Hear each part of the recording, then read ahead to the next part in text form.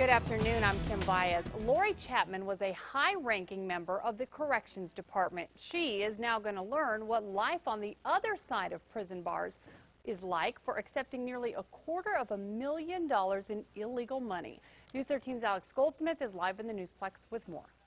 Kim, Laurie Chapman told the court she took full responsibility for her crimes and asked the judge for mercy. Meanwhile, the state wanted a heavy sentence for the former public official. It's been 8 months since Laurie Chapman pled guilty to 30 counts of bribery. As the Corrections Department's facilities director, she took nearly $250,000 from construction firm Omni Development to steer $4 million in state contracts their way without looking at competing bids. Today in court, Chapman said she only started taking bribes in the first place to pay for her son's drug rehab treatments. However, she admitted she also used that money to fuel a cocaine habit of her own. Defense attorney Jacqueline Robbins asked the court for an 18-month sentence, 9 months in prison and 9 months under house arrest.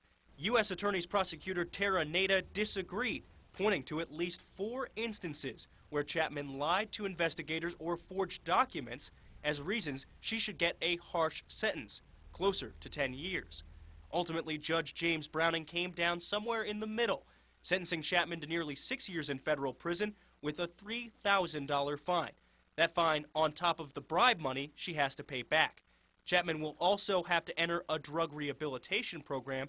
She now has 60 days to turn herself in.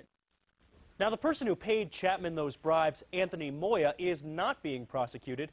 Nader told the court that Moya was their entire case and, quote, "You don't prosecute the person who tells you where the body is when all you know is that the person is missing," end quote. Back to you, Kim. Okay, thanks, Alex. Now, a judge agreed to let Chapman serve her sentence in a Phoenix area prison to be closer to her parents. That prison will ultimately decide if they will accept her.